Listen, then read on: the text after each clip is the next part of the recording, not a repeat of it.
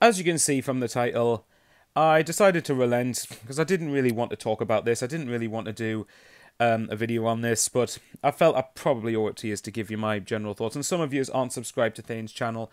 If you go and watch that, I'm going to try and say what I say. What I said, what I'm going to try and articulate here. Can't promise I'll be successful, but I'm going to try. I basically went on a swear rant. I basically tried to. I was effing and blinding. So if you want to watch me on Thane's channel, go and look Friday Night Live with Thane SUFC and Michael Bowers from about 2-3 days ago. But just to warn you, I use a lot of profanity. So if you're not into that sort of thing, I don't blame you. Right, before I start, I want to reiterate that anyone who feels that Neil was entitled to do what he did and that the club, were majority of it was on the club and they were to blame for this, more than entitled to do so, more than entitled to feel that way. This is not a dig at you, but I expect my opinion to be respected civilly as much as I'm going to respect them. But anyway, so here we go. So as you can see from... Well, if you go and read basically Sunderland or Stoke's Twitter, basically Alex Neil has joined Stoke on a 3-year contract. And there's, if you look at it here, the key bits on Stoke's manager. Potter's delighted to secure the services of Alex Neil. 41 Scott has signed on a 3-year contract. New manager was in the stands at Blackburn. So straight away there's a couple of questions in my mind here. And this is directed at Alex Neil, not Sunderland. Why did he insist on a rolling contract here, but he's willing to sign a 3-year deal at Stoke? That makes no sense to me. I know people argue, a rolling contract, did Sunderland then really, really want to keep him? For me, I think they did. I think when you look at Christian Speakman, the statement he did yesterday... Now, yes, granted, you could say that you don't believe what Speakman says, and that's fine. But for me, why would you say that... Why would you talk about the contract? I mean, everyone could go, yes, but why didn't you announce it? Well, if the contract was basically the same as before, but on improved terms, then why announce it? There's not really much point to it. If nothing's changed, and it's still a rolling contract, and it's still... and all that's changed is Alex Neil's salary's gone up, then to me that's not really worth mentioning in an article. And we know the social media side of things has been dreadful for months now. Not a dig at Oscar Chamberlain, by the way, because I think he's actually a really nice guy, but, you know, Sunderland are underfunded in quite a lot of departments, but that's on KLD, not Christian Speakman for me. Anyway, yesterday, Christian Speakman, before the game against Norwich, said that Alex Neil had signed a new contract a few months ago, or something had been agreed a few weeks back. I think this was not long before the start of the season. And then obviously since then, as you know, Alex Neil basically went up and left on Friday morning after taking training with the players, went to Stoke, watched the game there, win at Blackburn, good win for them by the way, and then was appointed their manager. So for me, my thoughts on it, if you follow me across Twitter as well, you will know I have laid into Alex Neil very heavily over the last few days, and I'm actually surprised at the amount of people that agree with me, because I figured more people would blame the club. I'm actually really surprised more people, and I'm pleasantly surprised, by the way, that more people haven't blamed the club. Again, if you do blame the club, that's absolutely fine. But for me, I think Alex Neil, I've been disgusted with him. I can't pretend otherwise, because I think the way that he has conducted himself, I think the way that he left and the timing of his departure, I think was absolutely pathetic. And I think even those who feel the club are at blame, I think have to admit that in themselves. The timing of it was absolutely disgraceful. And for me, the way I see it, is that Alex Neil has completely undone and ruined everything he built over the last 6 months like that. I don't know if I can click my fingers there, but like that. But basically, he's ruined it in a couple of hours, in about 48 hours. He's completely done a 180 and ruined it, in my opinion. Now, what are the reasons for his departure? Some people claim money. Some people claim control over transfers. Some people claim things weren't great behind the scenes. But there's a few counter-arguments to everything. There's a few counter-arguments, in my opinion, to all of those arguments. Let's try and go through them, and I'll try to respond to them. Whether I'll do it well or not, that's up to you. Let's look at the money side of things. First of all, now, granted, to be fair, Alex Neil's contracts or salary did apparently improve as soon as we got to the Championship. That's natural. The only thing I would say, and this is where I will give people who criticise the club a bit of leeway here. I think we don't know what salary Alex Neil was on initially in League One. He was probably on a League One salary. And make no mistake about it, Alex Neil did well to get the team promoted. I've always stood by that, but I've always stood by the same opinion. And I was speaking to someone who was talking to Kevin Ball, and he said the same opinion as me. Did Alex Neil really bail Christian Speakman out, or was that squad just showing its actual quality? And for me, it's the latter. For me, that squad, Alex Neil did well from a mental perspective to get us to recover from the hammerings that we had. But for me, you've got to look at it. That squad for me should always have got promoted. I mean, Christ, if Alex Neil hadn't got that squad promoted, something would have been very wrong with him, in my opinion. Not saying he wasn't a factor, but he wasn't the factor, in my opinion, in us getting promoted. It was a combination of different things. But it was still well earned. But for me, if you look at the money side, anyway, back to the money side of things, and to stay on point here, I think the money side of things, you know, Alex Neil has every right to want more money, right? But for me, the only thing I can think of is that Stoke is offering an obscene amount of money to keep him. And bearing in mind, this model we've got has got a wage structure to it. And my argument is, if you bend over backwards to give Alex Neil what he wants, yes, we can say we'll rate him as a head coach, but is he worth abandoning the model for? In my opinion, no, he isn't. Again, as long as you're respectful about it and don't resort to, you know, condescending phrases or tones or anything, then fine. But for me, he's not worth that. And if you bend over backwards and you give him more money, what message does that give to other clubs or to other people in the club? If you, oh yeah, by the way, if you push them enough, they'll bend over backwards and give you the money. Then it leaves us in a weak bargaining position from that perspective. The contract thing itself, for me, now, Jam Sarni said this in his video, and by the way, his thoughts are my thoughts, spot on. His video is just a lot better and a lot more passionate than this one is, and I'm trying to be level-headed here. But the rolling contract, in that scenario, is it a coincidence that Alex Neil had a rolling contract at Norwich, and a coincidence that he had one at Preston, and a coincidence he had one at Sunderland? Now, people can say, but why hasn't he got one at Stoke? But then why did he have a rolling contract at his previous English clubs? That begs the question, doesn't it? You know, and apparently within this contract, apparently Alex Neil asked for this. How true this is, I don't know. But if Alex Neil was the one who requested this clause where if another club comes in for him, you could speak to them, then for me, that's not on Speakman. For me, I'm sorry, that is not on Speakman. That is on Alex Neil. Alex Neil clearly then wasn't showing commitment to being here. Then, if he was willing to, if he wanted a clause in his contract where he could bugger off the first chance he got. So that's the issue. My issue, that was with the rolling contract. For me, I think that was from Alex Neil. That's my opinion. I don't have any evidence on that. That's fair enough. It's just my opinion. But in my opinion, I think Alex Neil knew what he was doing there. The next thing is the control over the transfers. Now, this thing, there's a question that I always ask for this, and I want people to tell me a genuine answer to this question. People have argued, right, okay, he wants control over transfers, he's not happy with the way that we do things, and he feels like he's been banging on the door, and he feels he hasn't been fully backed. Now, to me, Graham Falk from What the Falk Pod, which, by the way, great podcast, I'd listen to, recommend it highly. But for me, being backed is being financially backed. For me, that's what the general term being backed means. Now, if Alex Neil means being backed as in given the positions he wants, well, first of all, how do we know we weren't going to get those positions in the next week? Bearing in mind the players that will become available there, and just because they're not experienced doesn't mean they're not good enough. Alex Neil, for me, didn't really give that a chance to materialise and to go for it. He can say then that he was banging on the door for weeks, and then eventually he grew unhappy at the way things were done.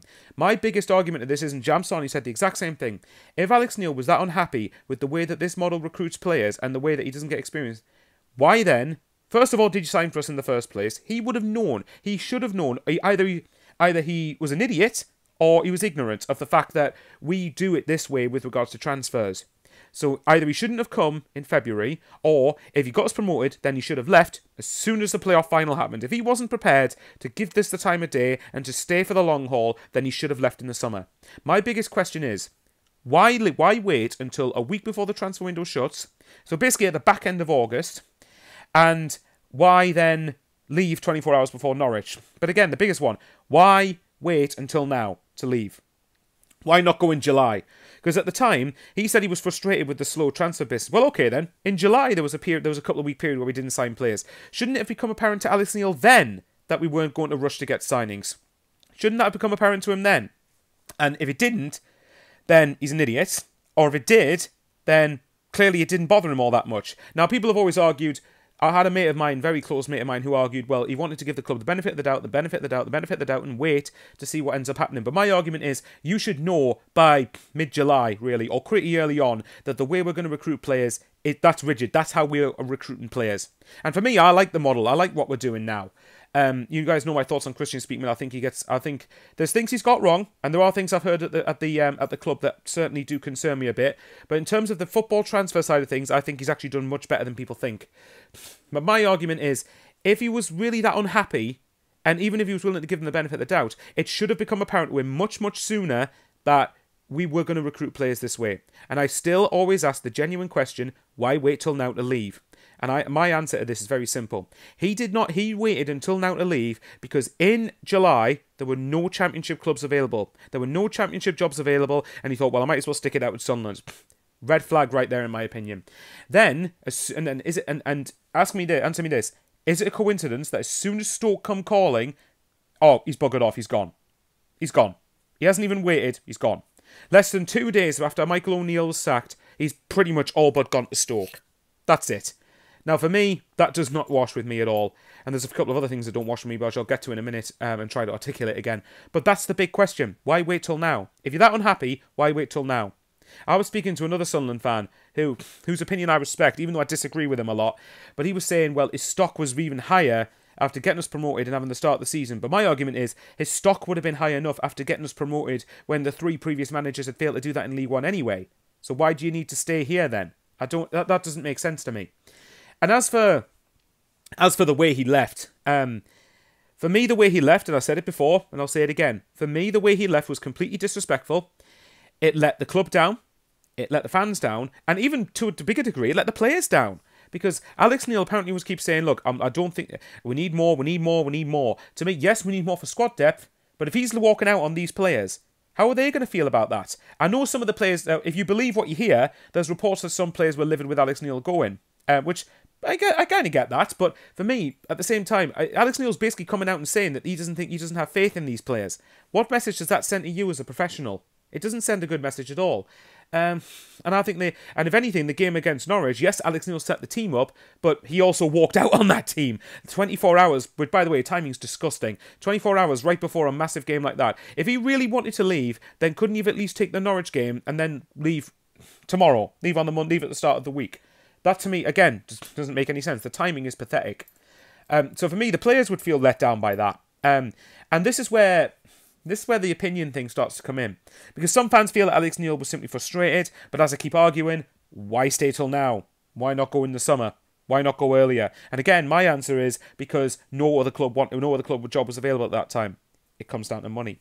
It comes down to the fact that he wants to better his own career. Now, I don't, to an extent, like, football is obviously a ruthless business. To managers, head coaches, to players, management, whoever else, it's a job. I understand that. But without the passion, without the will to drive, and it's an emotional game. It's not like many other businesses. There's emotion involved in it. You have to want to do well and have to care to some extent about a relationship with the fans. You want to be remembered fondly, don't you?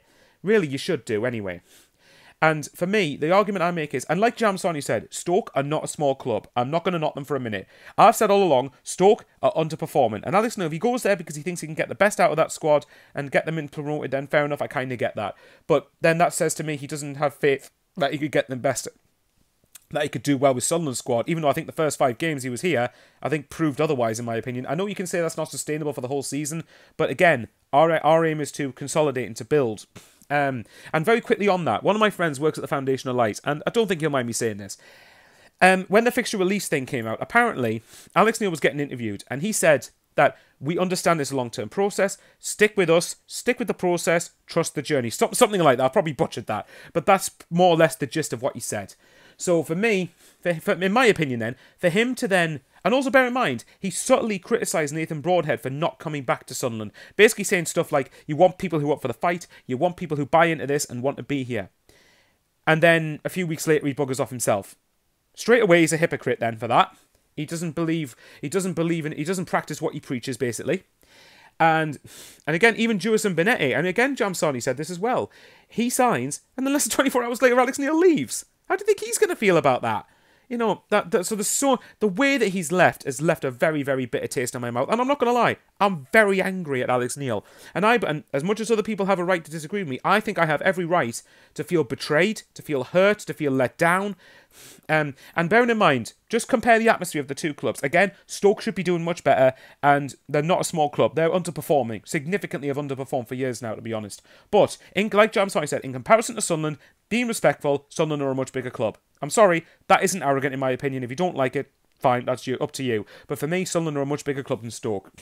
But for me, at Stoke, there's some fans. Granted, social media is not a big barometer of the fan base or a big sample of it, but some of their fans didn't even want Alex Neil. They didn't even want him, and he's gone. And there was a negative atmosphere. Now, granted, at the game against us over a week ago, the atmosphere wasn't great, and I can only imagine that's because they're frustrated, and fair enough. But the atmosphere, nevertheless, still wasn't great. Apparently, they scored a late equaliser against Middlesbrough and still got booed off the pitch. That does not suggest a happy atmosphere to me. So straight away, you're going somewhere where you're not wanted. Stoke have got their own financial problems. I don't think he'll be able to spend as much as what people think he does. But again, clip that if I'm wrong. Fair enough.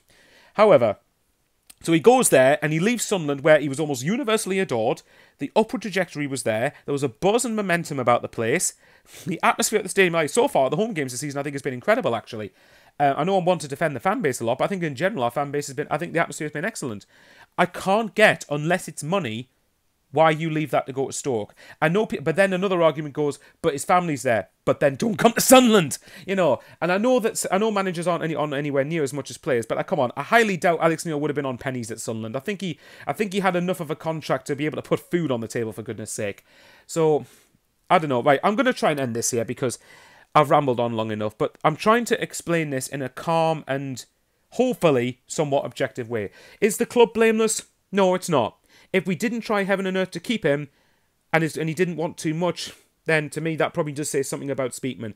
But as far as I'm concerned, the way it looks to me, Alex, and this is where this might sound like a conspiracy theory, but quite honestly, given how events have transpired, I don't think it is. It seems to me Alex Neil came in, used Sunderland and saw them as nothing more than a bargaining club, a club to enhance his reputation, and not even to try and stay here for the long haul with Sunderland, and to not even try and continue what he started. He came in and then thought, okay, I'll get them up, and then as soon as someone else comes for me, I'll be off. So to me, I don't like our club being used like that. That does not really. I know you can argue that, well, our club's used as a vehicle to get players in, but the difference is you want to improve players, and there'll be some benefit for the club in the long run. Yes, there was a benefit that Alex Neil got us promoted, but as I said before, that squad, and even Kevin Ball allegedly apparently said this, that squad should have got promoted regardless. Alex Neil was a factor, but not the factor in us getting promoted. That's the way I would look at it. And yes, there were chants of F Alex Neil at the game against Norwich. And I'm not going to lie, I joined in. And I don't think that I don't think the fans like that deserve mediocrity. I don't think the fans who said F Alex Neil are wrong to say that. I think they just feel very betrayed and hurt by the way he left. And as far from our perspective, and again, any Stoke fans watching, let me know what your opinion is on this. But for me, he's left to go to a club that has got worse state than us financially. On the surface of it, again, Stoke fans, please let me know if I'm wrong.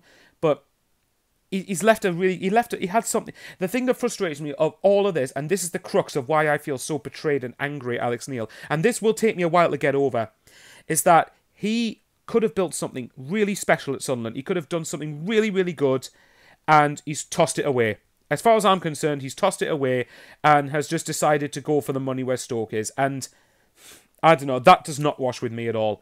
He's been a hypocrite. So to sum it up, he's been a hypocrite. He's chased the money, which I get to a degree, but, you know, at what point do you want, at what point does money become secondary to actually wanting to build something? You want to have a legacy and be remembered, surely. Otherwise, what's the point?